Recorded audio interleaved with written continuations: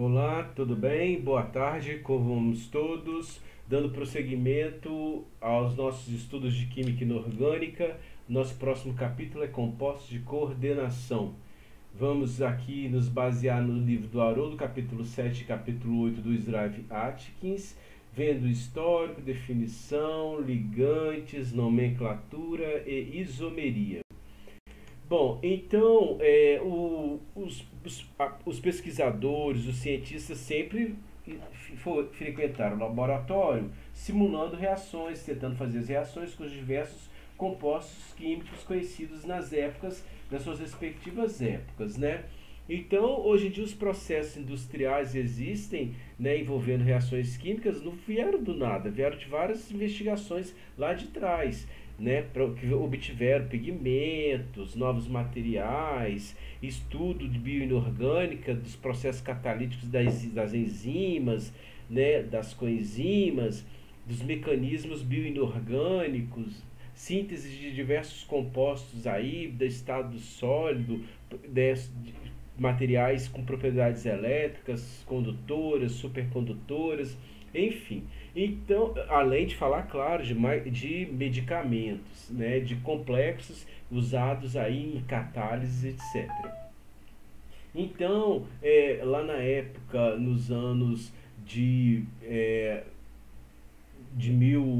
1800 e pouco, 1900 e pouco, houve estudos nessa área e as conclusões, claro, dentro das tecnologias possíveis da época. Então, por exemplo, um complexo da estequiometria de um cobalto, 3 cloros e 6 amônia, ele em algum momento e outras composições também, aqui variáveis, em algum momento eles tiveram as suas estruturas desvendadas, como por exemplo aqui, como ilustra essa figura. Esse complexo aqui você tem, portanto, duas amônias coordenadas ao cobalto e dois cloretos coordenados à amônia. Hoje você sabe que essa estrutura está completamente errada.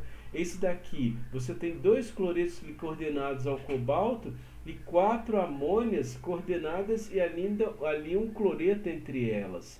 Então são estruturas que não tiveram sucesso. Poderia ter um sucesso até um certo ponto, mas não falava a verdade, o que representava exatamente. Você pensa um complexo, um cátion e um ânion, um sal. Tanto o cátion quanto o ânion pode ser um complexo. E o complexo é o que? Daqui a pouco a gente vai ver, que é um centro metálico, geralmente um centro metálico, e por ele coordenados ligantes, ligados a diversos tipos de ligantes a ele, podendo ser ligantes positivos, né, com carga positiva, negativa, neutro e neutro. E os complexos podem ser também neutro, positivo, um cátion e um ânion. Então aqui também outro exemplo de complexos de platina, que o de platina seguindo essa estequiometria aqui. Então como que essa até antes de Werner, né, a teoria que explicava esses complexos, né, que você vê aqui que tem o cátion e tem o ânion, então tinha que respeitar uma estequiometria, tinha que respeitar um comportamento elétrico, um comportamento de condutividade. Então, Werner, em 1893, no final, né, dos anos 800, ele foi o que teve a lucidez de explicar as ligações presentes nos complexos. Isso antes da teoria de ligação de valência, antes da técnica de raio-x, e, portanto, lhe rendeu o Prêmio Nobel de Química de 1913, seria o primeiro prêmio Nobel de Química voltado para a área de Química Inorgânica. Mas lembre-se que Werner era um químico orgânico, certo? Bem, então ele também, além de explicar a teoria, que inclusive foi através de sonho, né? Ele sonhou e passou uma noite inteira descrevendo o que ele sonhou, o que ele teve de inspiração para explicar a teoria de ligação. Ele também teve interpretação de isomeria ótica, né? Dos diversos complexos obtidos. A teoria dele basicamente é a definição de valência primária e valência secundária. A valência primária, tenha sempre em mente, é o que hoje é conhecido como número de oxidação. Então, é aquela valência que vai permitir obter o NOx de um metal, de um centro metálico. Por exemplo, você tem CuCl2, cloreto cúprico. Aquela valência primária, que são os dois cloros coordenados ao cobre, permite determinar o NOx do cobre, não é? Porque cada cloreto tem menos um. Então são dois cloretos menos 2. Para o sal ser neutro, carga zero, o cobre tem que ter NOx mais 2. Então a valência primária determina o NOx do centro da espécie metálica. E a valência secundária já tem a ver com o número de coordenação. Quantos ligantes estão coordenados ao centro metálico? Isso gera o quê? Uma geometria. Então tem a ver com a geometria, que em algum momento também pode prever a isomeria. Então, valência primária está relacionado com o NOx, a valência secundária está relacionada ao número de coordenação, a geometria e ainda prevê a isomeria.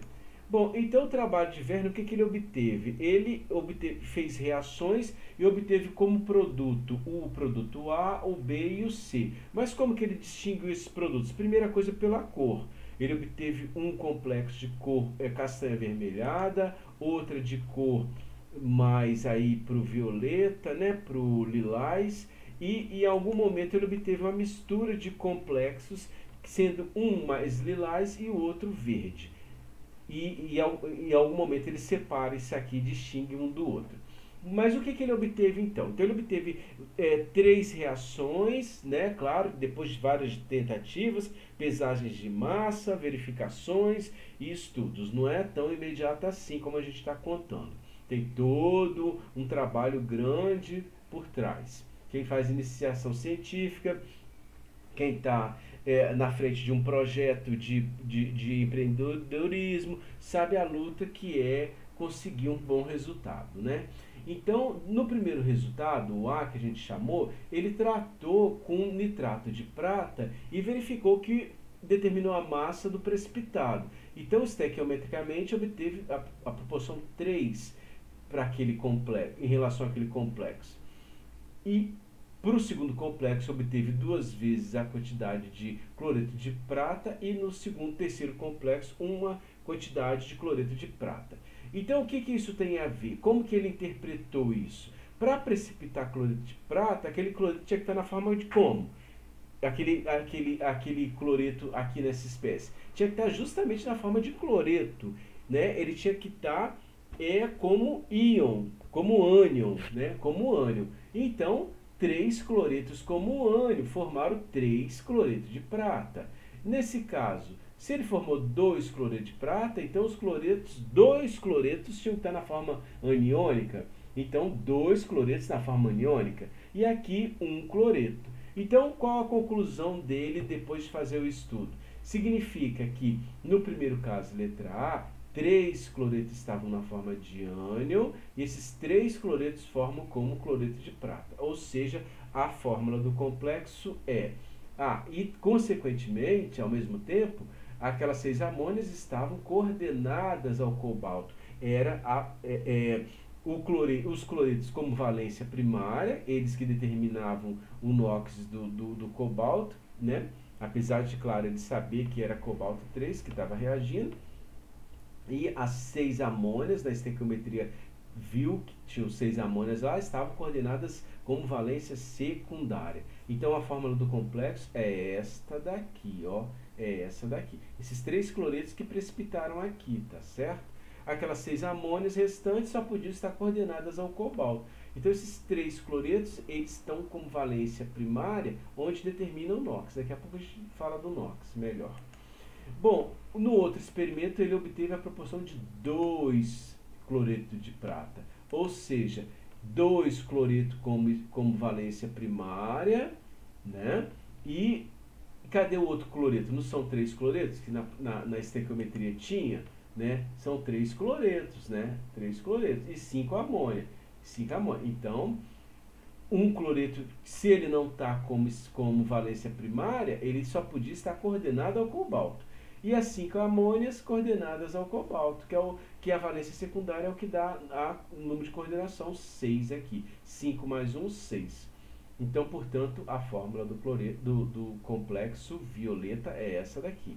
Conclusão de Werner.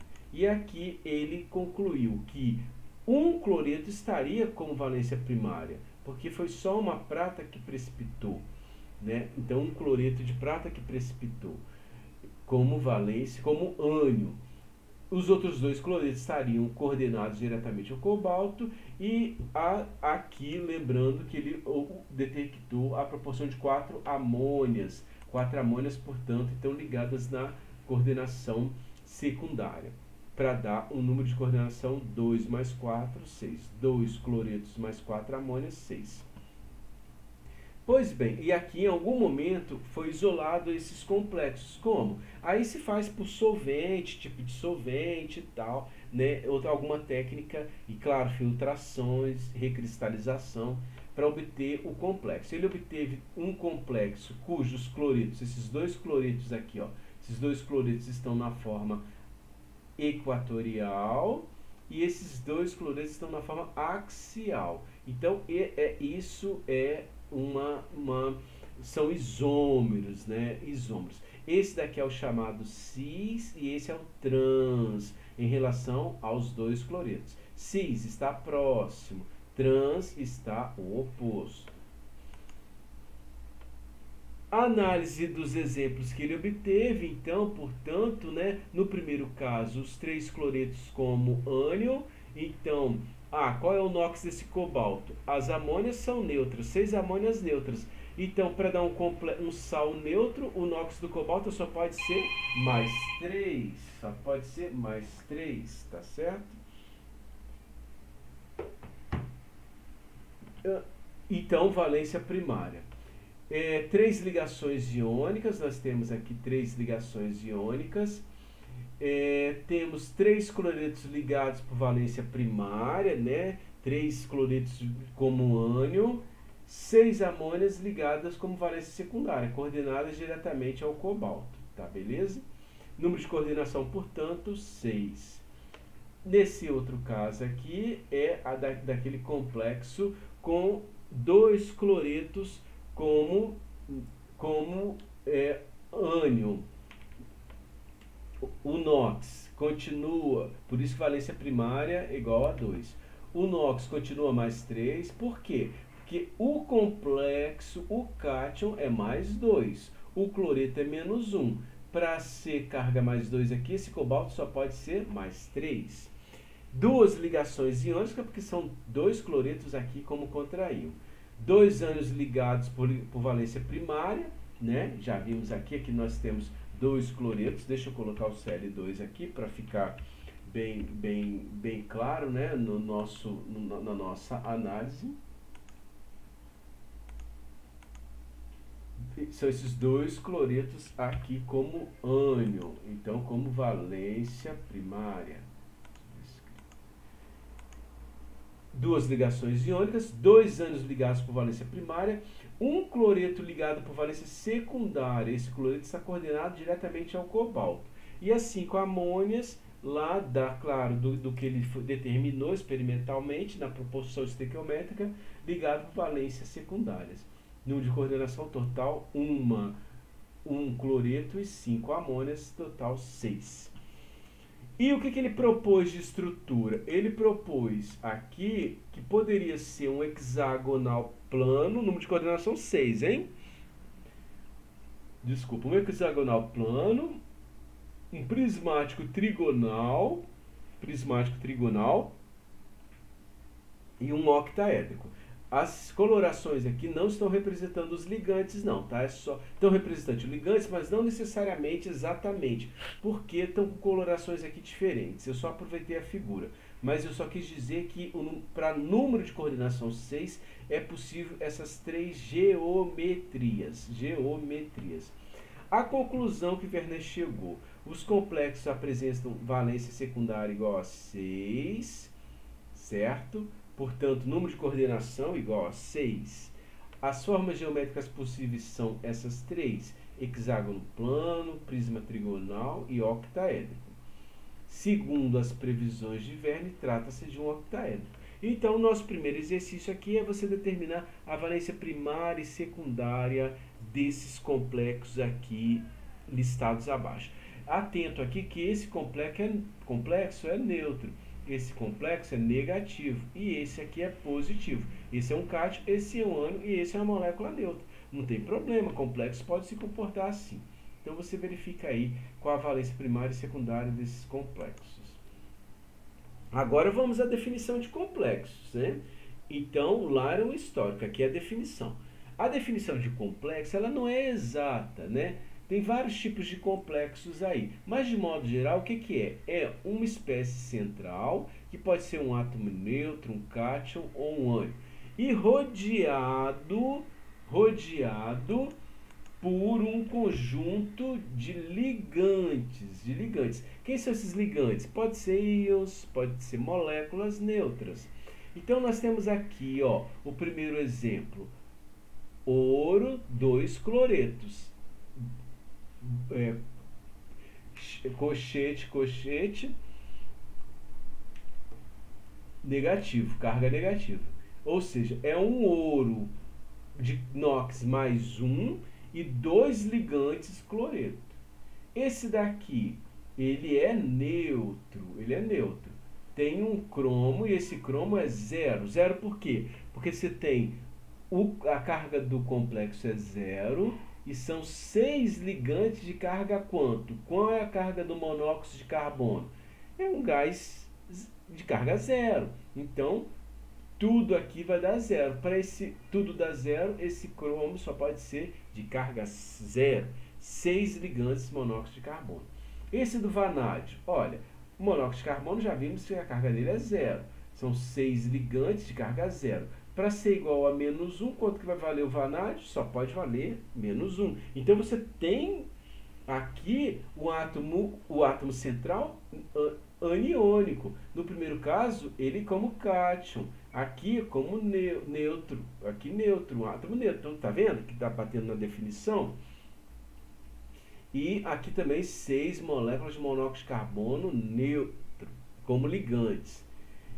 E aqui, esse caso é um pouco diferente, porque esse ligante aqui ele é bidentado, é o oxalato. 2 oxigênios dele se coordenam ao cromo. Então, o número de coordenação dele continua sendo 6. É 6, porque cada oxalato se liga por duas vezes, na mesma molécula, por 2 átomos de oxigênio diferentes. Então, cada oxalato contribui com 2 ligações para o átomo central. E esse ligante aqui tem carga menos 2. Menos 2 são 2 vezes menos 2, 3 vezes menos 2 vai dar menos 6. Para ser igual a menos 3, o cromo só pode ser mais 3. E como ligante, 3 íons oxalato. Esse exercício aqui é para você determinar o número de oxidação das espécies em cada um dos complexos. Aqui tem vários exemplos para você.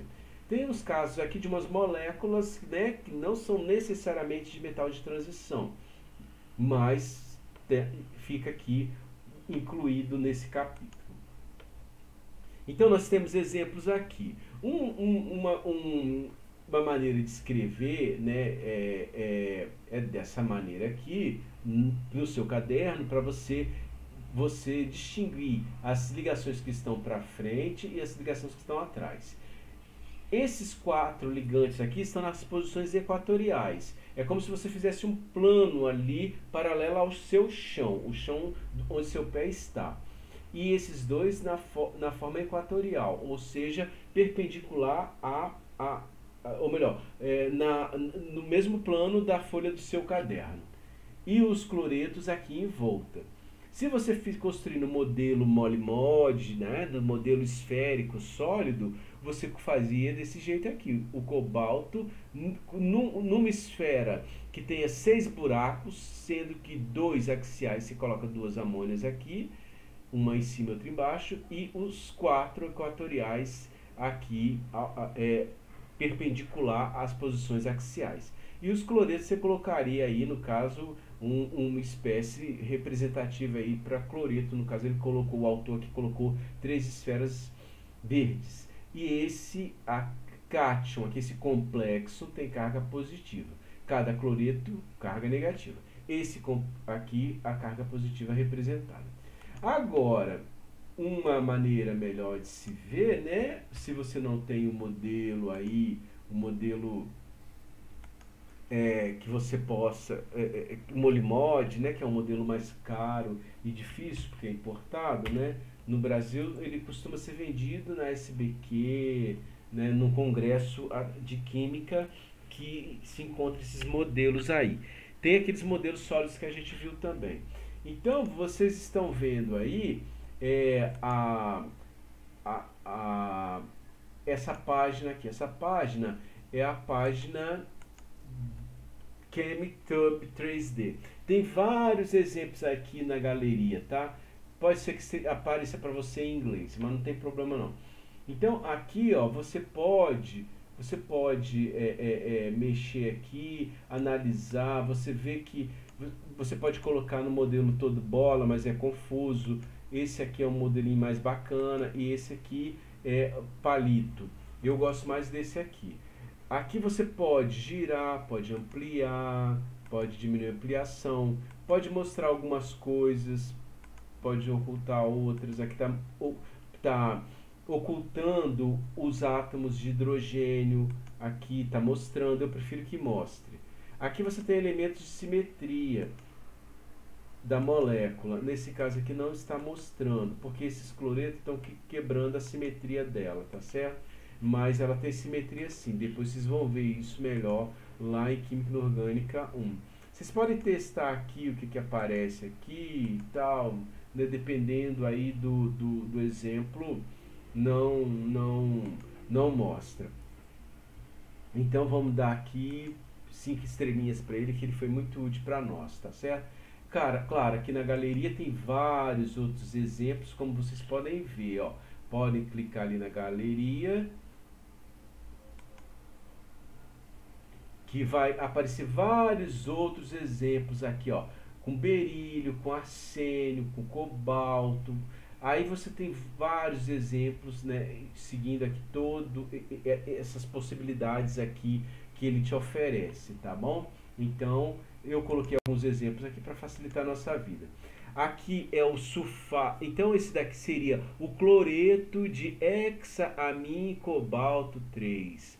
Esse daqui seria o sulfato de hexa-aqua manganês 2. Aqui você tem, então, o manganês como átomo central, as moléculas de água na posição equatorial e axial, e o sulfato aqui como contraíam. O sulfato, no caso, se o complexo é um cátion, o sulfato, claro, como um ânion, né? Como um ânion, né, dessa espécie aqui. Aqui é a maneira de desenhar, então eu recomendo que você, essas duas ligações aqui para frente, ó, que estão para frente, você desenha assim, ó, aumentando aqui, né, esse traço, como se estivesse vendo bidimensionalmente, tridimensionalmente.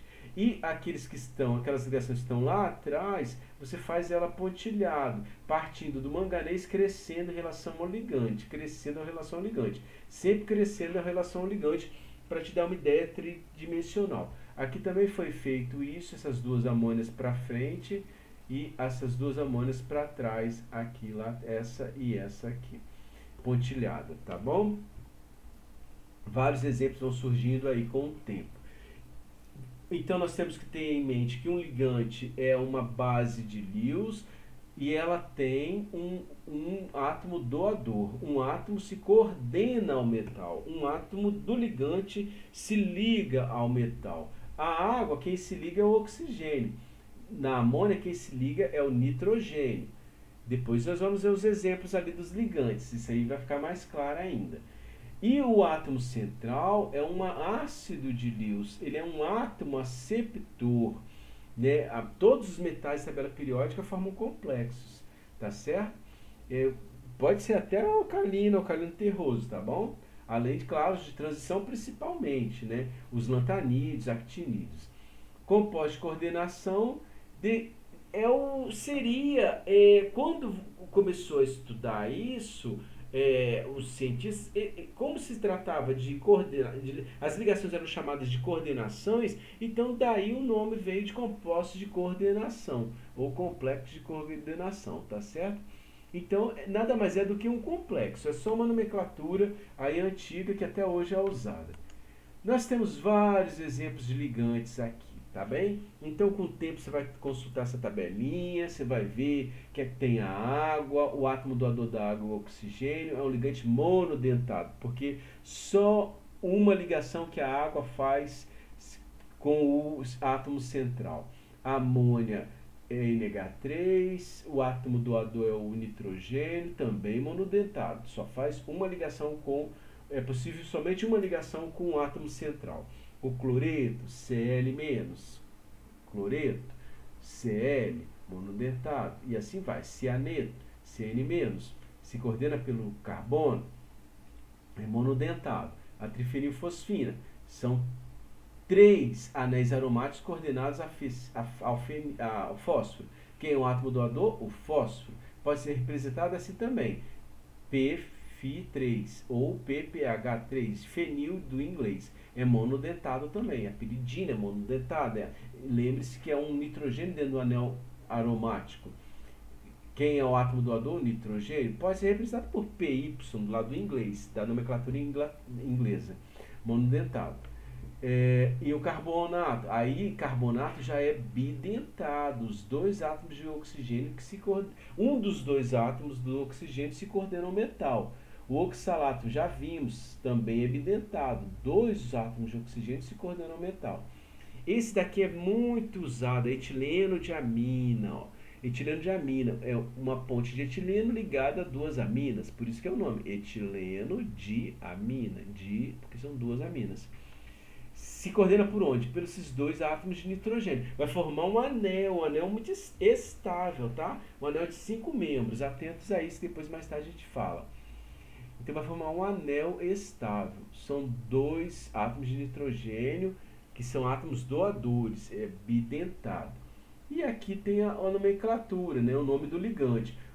O fluoreto é fluoro, o cloro é cloro, o bromo é bromo, o iodo é iodo, o cianeto é ciano, o carbonato é carbonato, o sulfato é sulfato, o nitrato é nitrato, acetato é acetato, oxalato é oxalato, e o acetil-acetonato é o ACAC, acetil-acetonato. Também tem vários exemplos desse ligante aí nos complexos. Outros exemplos, aqui o ACAC de novo, tá certo? São dois oxigênios que se coordenam ao metal, também formam um anel estável. Ele é bidentado. A dipiridina pode ser, o ACAC é só simplesmente ACAC. Essa abreviação aqui, você em algum momento pode usá-la na fórmula molecular. Agora, na fórmula estrutural, aí você tem que colocar, a fórmula estrutural é essa aqui, ó. A fórmula molecular é essa, e a estrutural é essa, tá bom? E na estrutural você tem que colocar o ligante lá direitinho, tudo completo. Já na molecular você pode colocar o ACAC aqui, ó, em algum momento colocar ACAC, colocar PY de piridina, vamos ver mais à frente. E o ligante que mais estabiliza os complexos, um dos que mais estabiliza, é o EDTA. O EDTA ele se coordena, pode coordenar o centro metálico pelos nitrogênios, pelos 2 nitrogênios e pelos 4 oxigênios dos grupos carboxila, dos grupos carboxilas que estão lá periféricos, tá bom? E é hexadentado. Isso aqui forma um complexo muito estável, pessoal. Tanto é que é usado em terapia. Terapia para quando a pessoa se envenenada por metal, né? Aí usa EDTA. Esses casos aí de arsênio, de veneno, que teve há pouco tempo aí, né? Gente envenenando a outra. Tem uns casos lá da Rússia, da deputada, né? Que envenenou o marido, foi com arsênio. Teve casos aí na Rússia, né, de vários envenenamentos aí, tem a suspeita de ser o Putin que envenenou. Teve um agente da KGB, ex-agente, que foi envenenado em Londres, e agora um opositor do Putin foi envenenado. Não se sabe qual foi o veneno. Tá certo? Então, quando é um metal pesado, ou metal, né, um metal de transição, geralmente usa-se EDTA, tá bom? Pode ter também ligantes orgânicos, tá bom? Ligantes orgânicos aí. Oh, meu Jesus.